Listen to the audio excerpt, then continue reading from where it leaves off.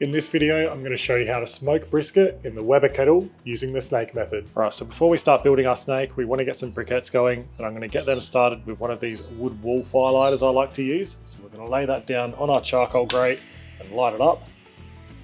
Then we'll get our charcoal chimney on top, and now we want to get 12 to 15 briquettes in there. Now while our briquettes are catching light, we can build the snake in our Weber kettle. So we'll remove our lid and take our cooking grate off. Then we'll take our charcoal baskets out, and now you just want to get some briquettes and lay them up against each other, just like they're in a domino style fashion. And you can really only use the snake method with briquettes as they are all the same size and shape, so you can't really use lump charcoal for this. But all I'm going to be doing at the moment is building our snake most of the way around our charcoal grate with a row of 2 briquettes. Alright, so that's about as long as I'll build our snake. I've just left a gap for our startup briquettes. Now these briquettes are quite small and every briquette is going to burn different. So typically with the larger ones, I just go a single row through the middle, but with these smaller ones, I've used them so many times, I know exactly what they're going to do. I'm just going to do another row of 2 on top.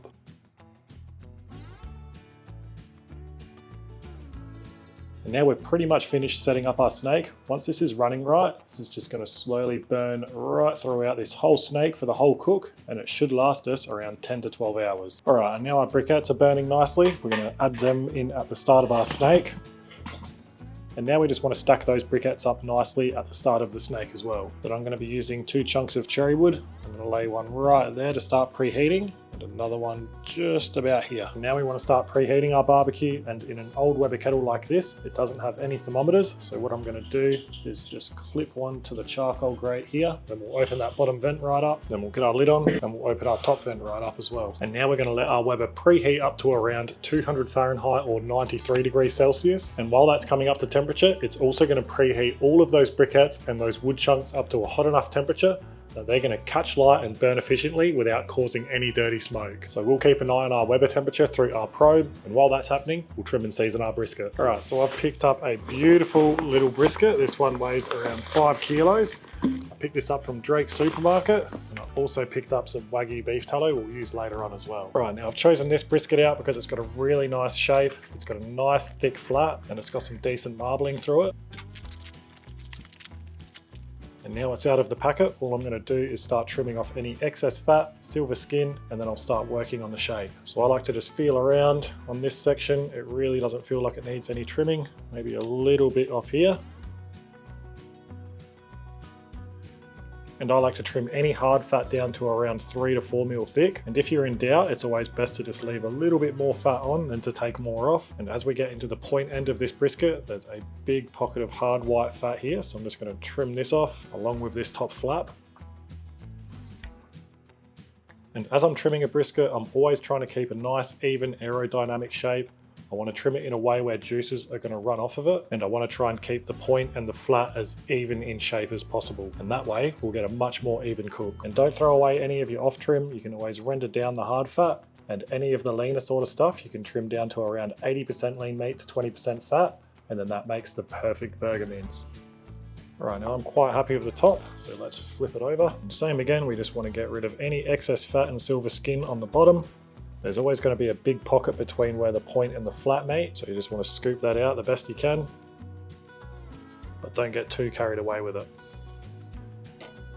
Alright, I'm pretty happy with the underside of this brisket. I don't mind leaving that thin layer of fat on the bottom, so now we're going to flip it back over and just take off any thin edges and start shaping this brisket.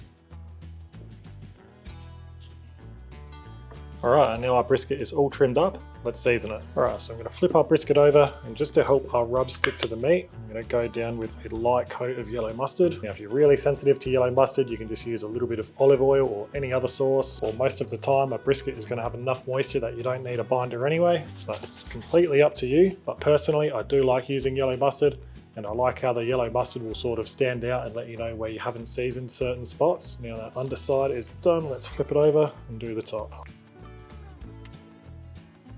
And don't forget to do your edges. And now our brisket's ready to go in the smoker once that's ready. Alright, now our Weber's preheated. We'll take our lid off, we'll unclip our probe for a sec. We'll get our chunk of smoking wood straight on the burning part of the snake. Then we'll get our cooking grate back in. And now we want to get our brisket on opposite to where the fire is burning. Then we'll clip our probe back on, and then we'll get our lid back on. And we want to make sure our lid vent is opposite to where the burning part of the snake is as well. And that way the heat and smoke will travel through our brisket and out our lid vent. And after a few minutes, our temperature has recovered from having the lid open back to around that 93 degrees Celsius mark. So what I'll do now is close our bottom vent down, leaving it just a crack open. And now we'll give the Weber 20 to 30 minutes to see where it stabilizes off at. For this cook, I want to be at around 250 to 275 Fahrenheit or 120 to 135 Celsius. And ideally, I want to stabilize off just below that temperature because it's always easier to increase temperature rather than decrease. So once our temperature is stable, I'll see where we're at and we'll control our temperature just using that bottom vent. If I need to increase temperature, I'll open it up a bit. If I need to decrease, I'll shut it down a little bit more. Now, if you've shut your bottom vent down all you can and your temperatures are still climbing, you can start playing with your top vent and shut that down a little bit, or you can put a water pan in to absorb some of that temperature as well. But for now, we're gonna let this brisket smoke away and we'll check in throughout this cook. So while our brisket's smoking away, I'm gonna answer some questions from the post I put up in our YouTube community group about this cook. And the first question is from Jeremy Pease 6117, and it asks, what's the best way to control temp? I smoked my first brisket on my Weber using the snake method.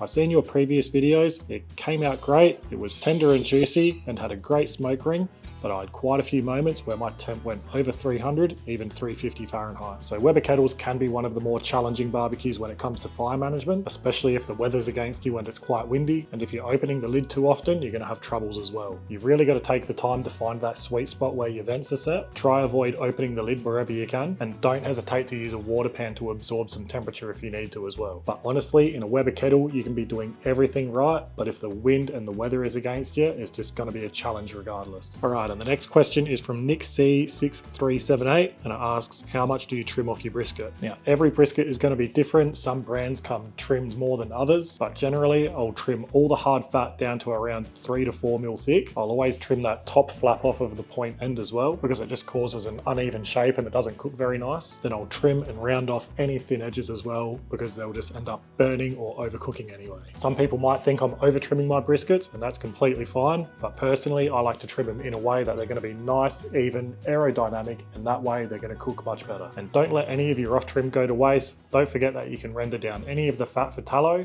and then you can mince up any of the leaner parts for burger mince. But every brisket video I've done, I always show the trimming, and then I've done a standalone brisket trimming video as well, so make sure you check those out. Then Lee Simons 5619 asks, just for trimming tips, that seems to be the trickiest component.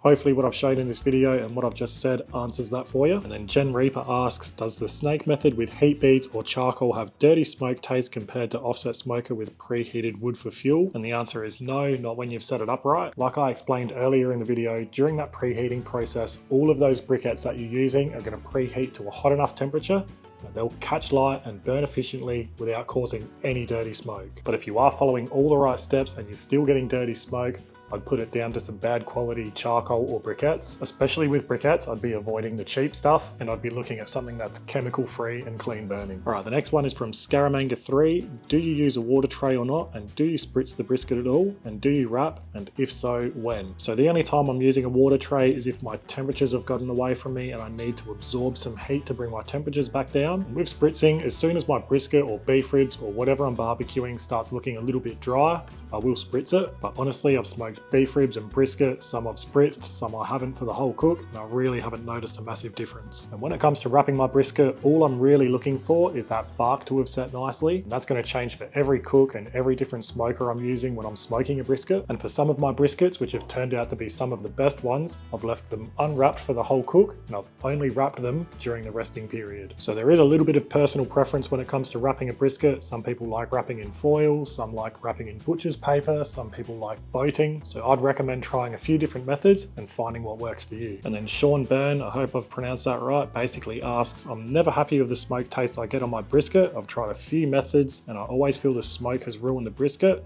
And he's basically asking what he can do. And I think the best thing you can do is either change the wood that you're using, try a different supplier or a different type of wood, or if you're using charcoal or briquettes, change the brand and maybe upgrade to a more premium brand. All right, and Paul Johnston asks, do you have to put a binder on? And the answer is absolutely not. There's always going to be enough moisture in the VacSeal pack on your brisket that you don't have to use a binder. But if for whatever reason your brisket is a bit dry on the outside and your rub is struggling to stick to it, just use a binder. All right, I reckon that's all the questions we'll do for this video. I'll reply to all the other ones that I haven't answered, and make sure you keep a lookout in our YouTube community if you wanted to ask any questions related to any future videos I'm doing. But for now, we're going to continue to let this brisket cook away and we'll check in on it soon. All right, we're 2 hours in and our temperature is sitting nice and stable, but let's open up and have a quick look at our brisket. Now it is looking a touch dry on top, so we'll just give it a spritz with some water.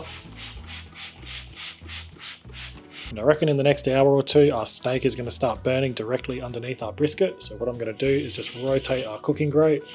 And now we'll put our lid back on and we'll rotate that as well, so our lid vent is always on the opposite side to where the snake's burning. All right, so every time you open your lid, just make sure you're watching your temperatures for the next 30 to 45 minutes and just make any necessary adjustments if you do see a spike in temperature. But for now, we're going to let this brisket smoke away for another hour or two before we check on it again. All right, 6 hours in and our temps are still looking good. Now let's have a good look at this brisket. Now that bark is looking really nice. As you can see, none of that is coming off on my finger. And I reckon we've still got another 2.5 to 3 hours burn time out of this steak, which would give us around a 9-hour burn time, maybe even more. But what we want to do now, and if you haven't seen this, I've got some gardening gloves underneath my food safe gloves just so I don't burn my hands.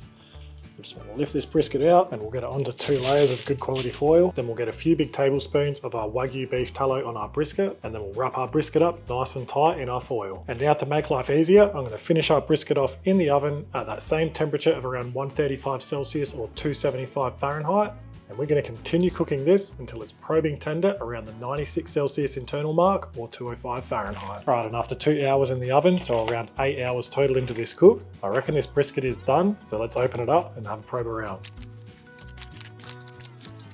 So that is feeling nice and tender in the point, and we're right around 95, 96 degrees Celsius internally, and we're pretty much at the same in the flat. And just a little tip, if one half of your brisket is behind the other, for example, if our point was behind the flat, which is typically what's going to happen, you can always just have the point end wrapped up and leave the flat exposed. And that way, if your point is behind, by wrapping just that half, that'll speed the point up to catch up to the flat. But I've been lucky enough with this one that both ends have cooked nice and even, but all I'm going to do now is let this steam off at room temperature for a few minutes just to stop that cooking process. Then I'll cover it back over with foil and I'll let it rest in the oven set at 70 degrees Celsius for at least a few hours. And after a 2.5 hour rest in the oven, I can't wait any longer. So let's get this out and slice it up.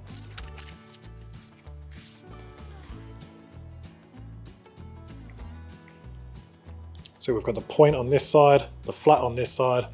All I'm going to do is cut this straight in half.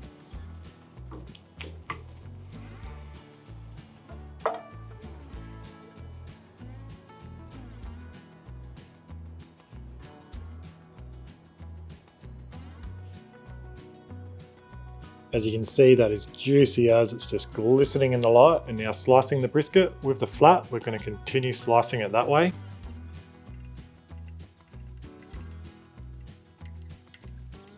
And even right down to that end piece on the flat, it's still nice and juicy. And then with this point end, we're just going to take a few more slices the way we were slicing the flat until we get into that point muscle a little bit more. And then what we'll do is rotate our brisket like so, and then take some slices this way.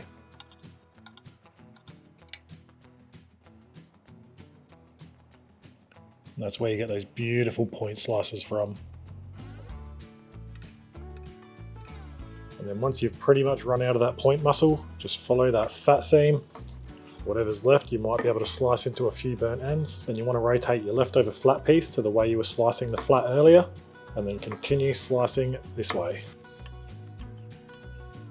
And that's how I like to slice a brisket. You've got the flat, the point, the leftover flat pieces that sit underneath the point, and then some burnt ends. And just have a look at the flop on that brisket. All right, let's have a taste. That's a good brisket. Tender, juicy, full of flavour, good bark, nice smoke ring. That is everything you want in a brisket. It'd be rude not to have a burnt end. Well, there you have it. There's how to smoke brisket step by step using the snake method in the Weber kettle. A perfect video for beginners, so if you enjoyed the video, give it a thumbs up and subscribe to our channel so you don't miss our next videos. And if you've got any questions, don't hesitate to ask them in the comments below. But for now, that's the end of the video, so thanks for watching, and I'll see you in the next one.